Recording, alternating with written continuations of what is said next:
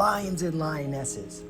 Before I go into the next section of Tony's book, Life Force, I noticed that a lot of people have been overwhelmed. And because it is a huge book, and so a lot of people are kind of stuck. They're frozen. I'm not saying you, but some people have expressed this to me. They're just like, I don't have the time to do this. Thank you so much for doing the summaries. Hey, and I love doing that. But I want to give you something that's more empowering so that you can use it right away. Because, and you've heard me say this before, you really, to be successful or to achieve anything in life, you only need two things. One, an effective plan. And I do all that for you. You just log into the app and I've done all the research, all the homework. I've tested the protocols. I know they work. I've given you the blueprint for a better body, for your best body, or might want to call it the treasure map, the thing that will get you where you want to be to extraordinary health, fitness, energy, vitality, and all that stuff. But the thing that I can't give someone, I can only guide it. And you know this thing, it's the mindset to carry through the plan, the mindset to execute the plan day in and day out when you have all these other things going on. And so what we're going to talk today is about the science of willpower. Now, willpower is the mental energy, and you only get a certain amount each day. It's like a fuel tank. And most of this research, over 4 decades of research at Florida State University from the godfather of self-control, willpower, decision-making research, Roy Baumeister. He wrote a book that summarizes his work I think it's about 10 years ago now. It's called Willpower. No need to read it because I'm going to tell you exactly what it says. There's a lot of examples in it, and it's really, really interesting. So as willpower, each day you start the day with a certain amount of willpower, like a fuel tank. And the more decisions you make, the more willpower that gets used up, the more fuel that gets used up. And so if you have to make a lot of decisions every day that are new, we tend to use it up, and then we tend to be less productive. And I'm sure you understand that, but you always have the power to reduce distractions, temptations, and interruptions. This is the thing. So instead of getting overwhelmed, let's just realize you always have the power to reduce distractions, temptations, and interruptions because you design your life. If there's something that's limiting you from that, address it. But everything is possible when we really just say like, hey, what do I want in life and how do I need to get it? Like, I have an effective plan. Why am I not executing? Or why am I only going 50% when my target is 80%? And so let's just talk about some research, okay? And there's a couple things that you can do right away that will work. And you've probably heard of morning routines and stuff. Like I do this, Tony does this, and Tony does more in a day than I've seen anyone. But of all my successful clients, they all do these things. Most just naturally, most by demand because they've committed to so many things and they have such a clear vision and they want to serve so much that it just carries it through. And that's some of you guys. And so self-control is willpower. Willpower is your ability or fuel to make decisions and take action towards your goal. So the more we can, and every time you make a decision, you use up some of that willpower. So by the end of the day, we're more likely to go off the diet. We're more likely to skip a workout. And these are the reasons why I say workout in the morning. There's many reasons. One is we've only had 2 clients ever that trained after 12 p.m. and they both worked a night shift. It was really their morning. And so just thousands of people, only 2, and they worked a night shift. So if you're an achiever, you're going to find something else to do. So Roy Baumeister figured out a couple things. One is that as you make decisions, you have less willpower. And I know I said that a bunch, but that is the core message. So how can we automate things? So having a morning routine is one of those things. But there's something called implementation intention. And this is research studies done this. And people that plan their workouts in advance, and I'll tell you exactly how they did it, 91% of the time they followed through. That's a huge number. That never happens in research. The ones that just kind of were random about it and didn't plan in advance, the way I'm going to show you, the 39% actually followed through. 39% is not going to get you any results. If you work out 39% of the time that you're scheduled, you are not going to make any progress. You'll be lucky if you just stay the same. And so what is this thing? Well, let me share a couple other things, but there's really 2 things. Deciding in advance or planning and reporting. And you'll notice, like, I've built the program around these scientific studies, and there's many of them, but I'll just tell you the simplest ones that I find very impressive. And this was the first one I ever found. This is back in 1993 in a journal of human behavior. And they had 2 groups of people. They all did the same training plan, and they all did the same eating plan as much as they could control it. And one group did something different and the other one didn't. There was only one difference. It's a really well-designed study. One group had to report what they did each day. So they had to like you do in the app, like you're reporting it. That one simple act created 64% greater results. 64% greater results than the group that didn't do it. So they were allegedly doing the same stuff. Obviously, they were not doing the same stuff because they were not aware that they weren't following through. But by reporting, they realized I'm following through. I'm winning the day. And they're starting to acknowledge it. And when you start to acknowledge it, that's a way of restoring willpower. Growth equals happiness, Tony Zoe says. Progress equals happiness. Really what that means, what he means by that is as you create momentum towards the direction of your goals, you start to get more energy. You start to get a different type of energy. It's not physical energy. It's not mental energy. It's like a spiritual energy. It's like, man, it's really working. And you get that momentum. You start to flow. You start to go downhill instead of working uphill. But if you don't plan in advance and report, what happens is you start every day at the bottom of the mountain. You have to trudge your way up. And there's just days where you don't feel like doing it because of the structure, the way you're making decisions. And I'm saying the way you're making decisions, I mean the way most people make decisions. I'll not point anyone out directly. Now, this other study was really fascinating. And it was, let's go into actually how to do it. Let's do that, right? It's called an implementation intention. And it's where you say like, I will, and then you are going to schedule it. So it's like, I will train according to the plan, like whatever's in the app, in my living room at 7:30 a.m. tomorrow. And you're doing this the day before. So the night before you're planning the next day. So you're wrapping up your day. And what we call this a daily debrief, where we're saying, hey, this is what we did today, victory. We reported our results.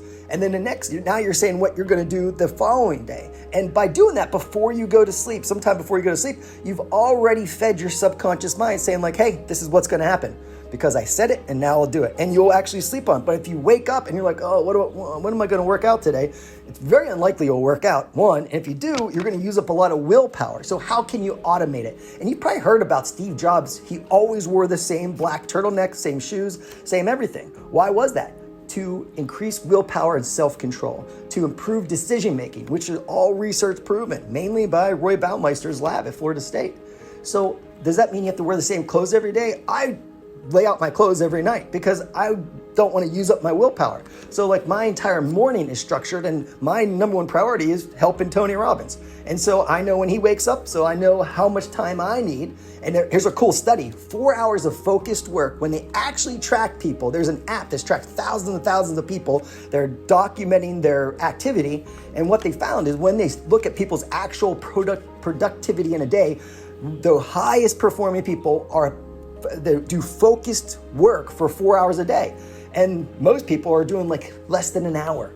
And so do we need to schedule the whole day? No, schedule the most important actions. So if you don't plan and prioritize your time, somebody else is going to. And there's a quote from Abraham Lincoln that says something like that. But you want to schedule your priorities, but do not prioritize your schedule. So you still want to be flexible.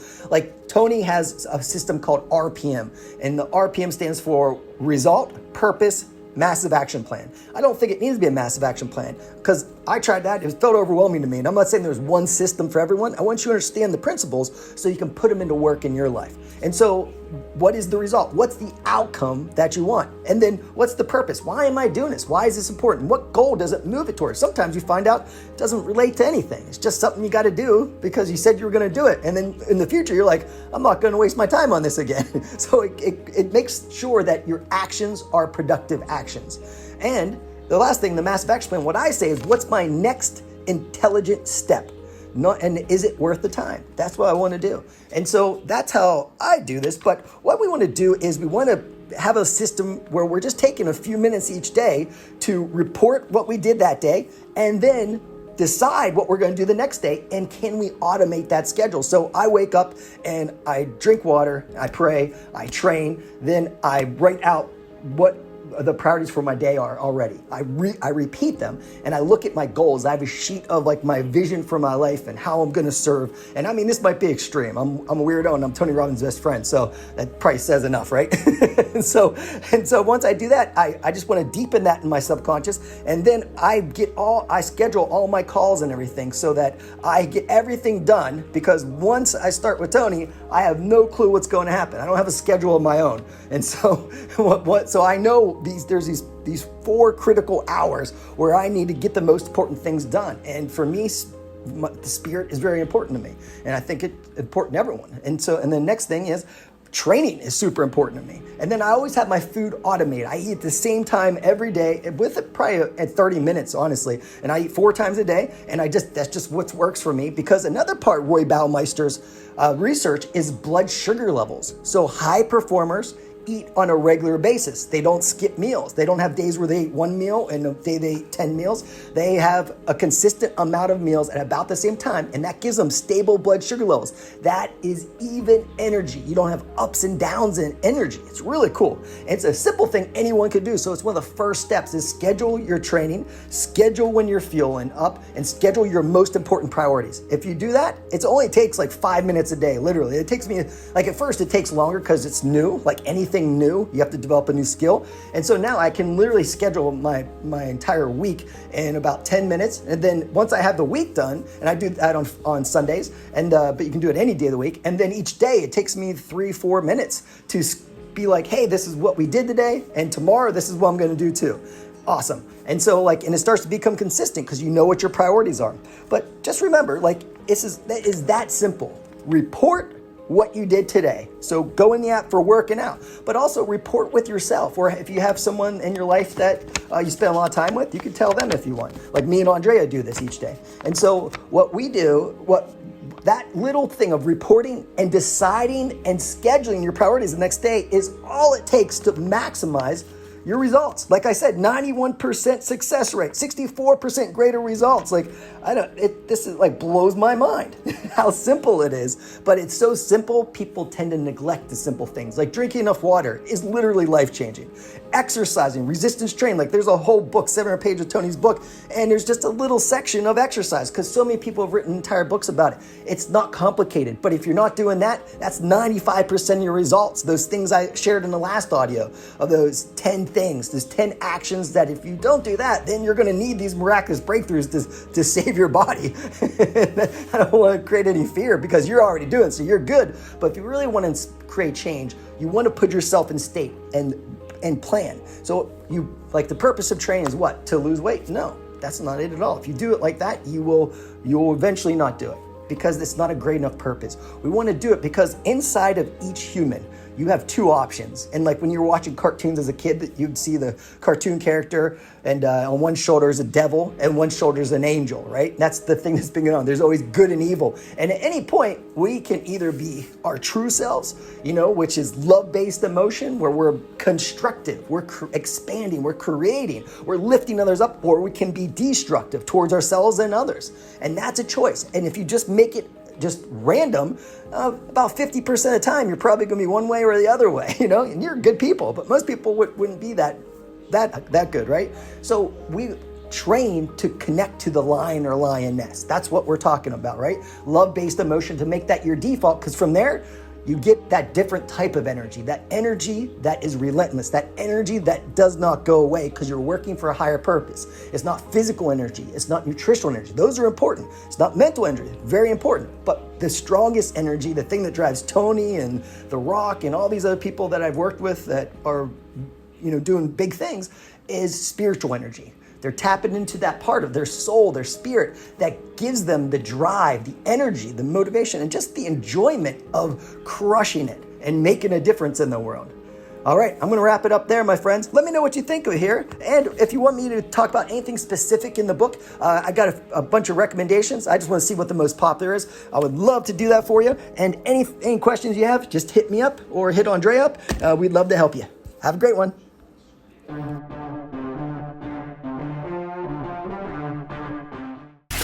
Tap into the real you, but you have to retrain yourself. The way you retrain yourself is you wake your ass up in the morning and you say, I am here for a reason and a purpose. And it's bigger than my moods. It's bigger than the difficulties of the day. I am here to live like a lion, not the fear of a lamb.